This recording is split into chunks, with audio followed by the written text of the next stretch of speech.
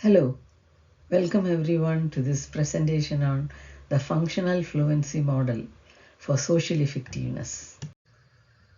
After this session, these are the learning objectives I want for you.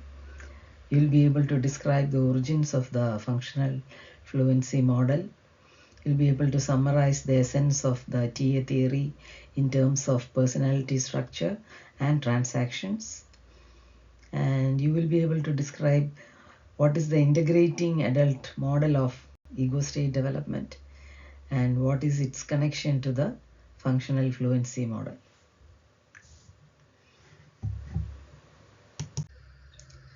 Let us begin with learning the history of the functional fluency model. This model was developed by Susanna Temple in the year 1999.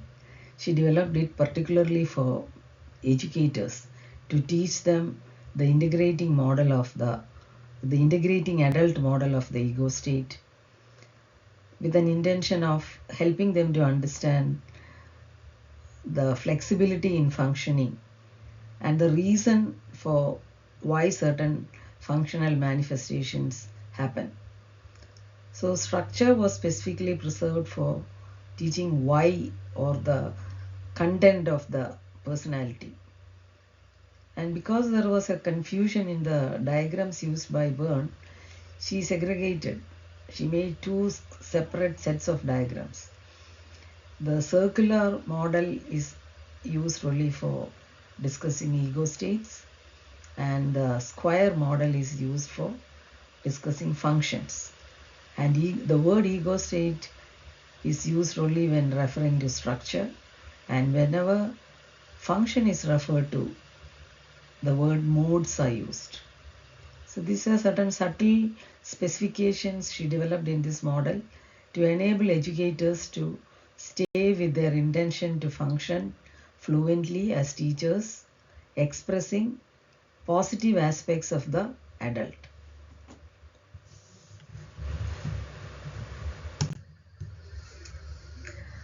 So interpersonal relations means every aspect of our life has interpersonal relations.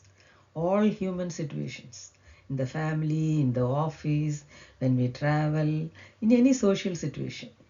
So everywhere these aspects are important, even though this model is particularly developed only for educators. Not only for educators, specifically for educators.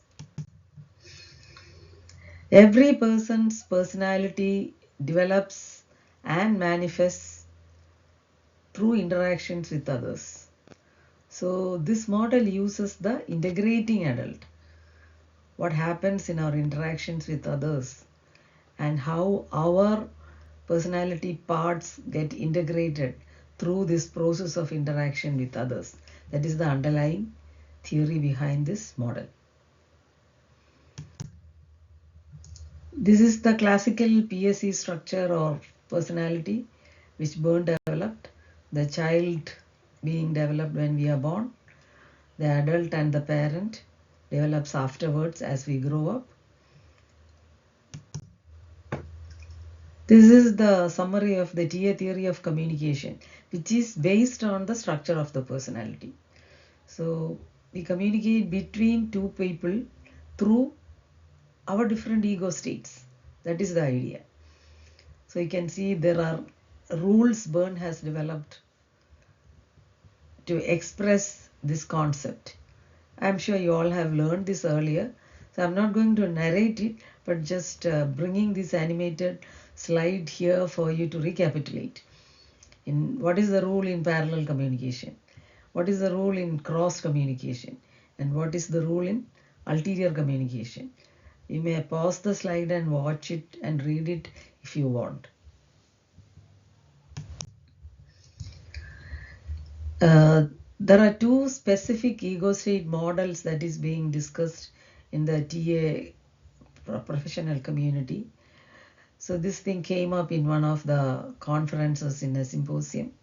So that has been published as per the reference given here. Let's look at the two models. What are the characteristics of these models? And it is with an understanding of one of these models that we can understand the development of the functional fluency model. The first is the three ego state model. This is a classical model that we are all familiar with. Here I'm going to show you a animated picture of how, according to the three ego state model, the personality develops. Here all the three ego states are expected to store their learning. So let's see it.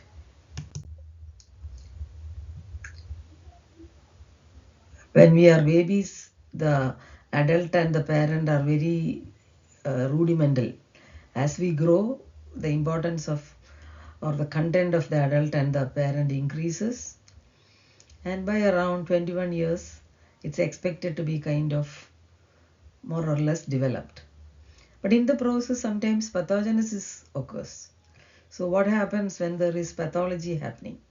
There are three specific situations that this diagram illustrates. This is contamination, this is exclusion, and you can see boundary lesions between the three ego states. When the boundaries of the ego states are weak, that means the use of the ego states happen without conscious awareness of the person. Whereas in the integrating adult model, the idea is the adult is always capable of relating to the here and now situation, whatever be the age. The growth of the brain is accepted, but in the picture, that aspect is not represented. Let's see the picture, then you will understand. Also, this model illustrates the concept of energy that burn teaches. The bound energy in the archeopsych and the exteriopsych is also represented in this picture through the faded circles. Let's see the picture for more clarity.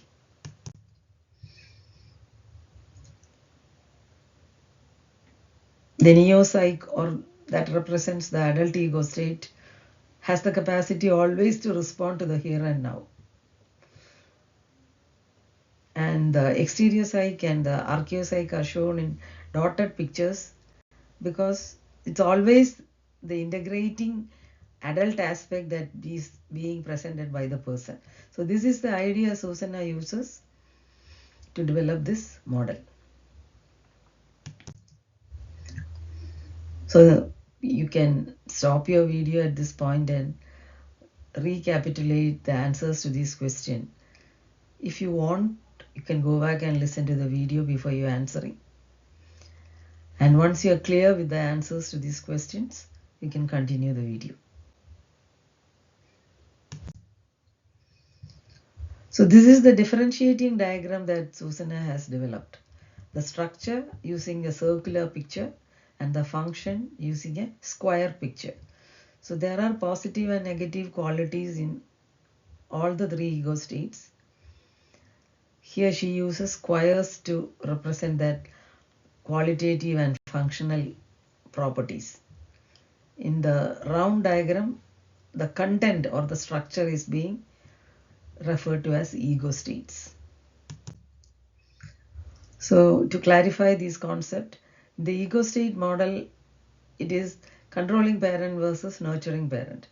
In the functional model, it is dominating mode of functioning versus the marshmallowing mode of functioning. So also the controlling parent versus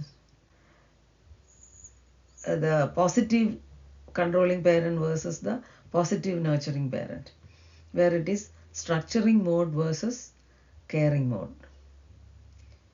The adult is represented by the accounting mode of functioning.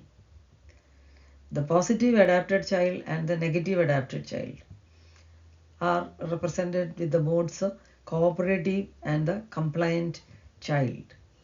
There it is not referred to as child, the cooperative mode of functioning and the compliant mode of functioning.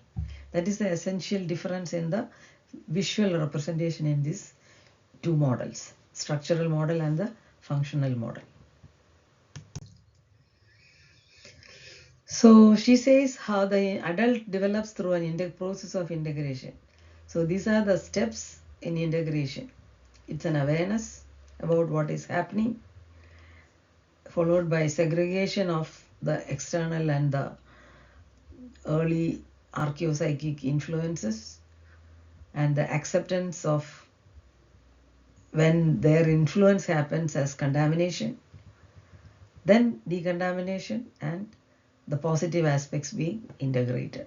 Let's visually see that in a picture, in an animated picture. So that small circles inside the parent and child represent the fixated ego states or the pathological states. And so this is the theoretical representation of the process, the complete picture of the process. We can go and see into more details of how she is interpreting or explaining this process. So this is a picture of the integrating process. As you have seen, the contaminated aspects are decontaminated and moved away, and the integrating aspect is demonstrated in the next picture.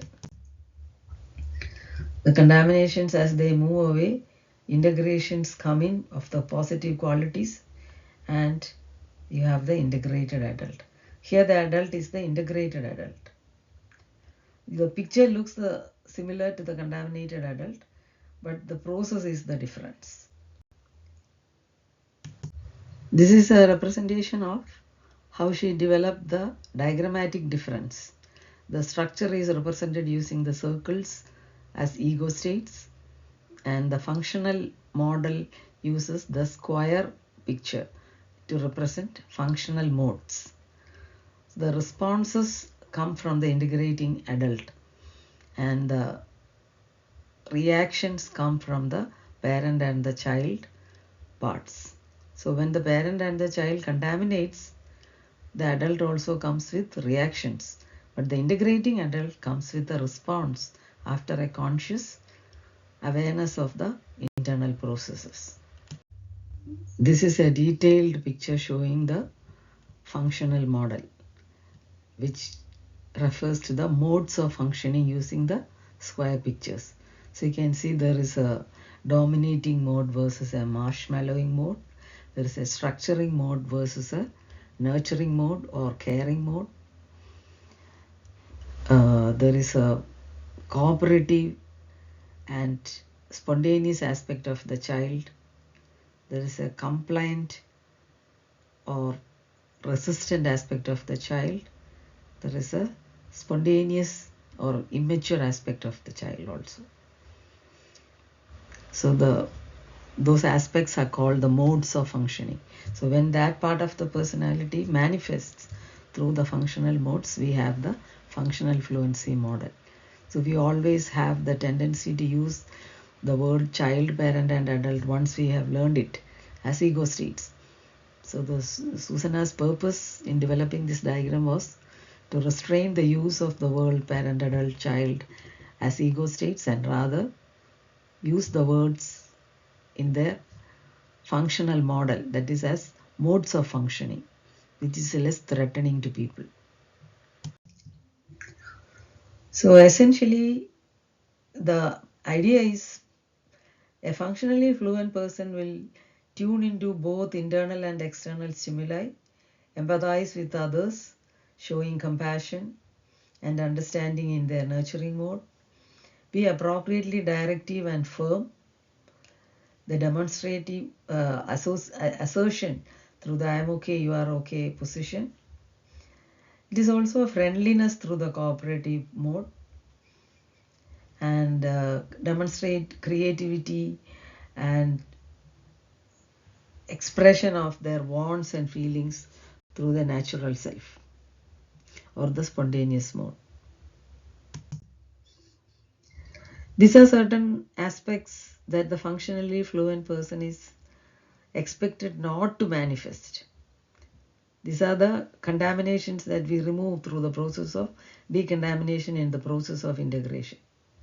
Bossing around, doing too much for other people, slavishly following others, being oppositional as a matter of course rather than in a accounting mode, then showing a developmental lag which is not in tune with the principle of physis that we all have. So that is considered an immaturity. So here again you can stop the video and reflect on all that you learned. If you need, you can go back and listen to the video and make sure that all these concepts you have internalized. Thank you. I hope this video has helped you to understand how Susanna developed the functionally fluency model from the model of structure of ego states which Byrne developed. And this is expected to help educators to learn about their behavior, how to function fluently, effectively, without being threatened about the intrapsychic processes and content by use of the word ego states. I'm also going to I've also given you the reference to Susanna's article.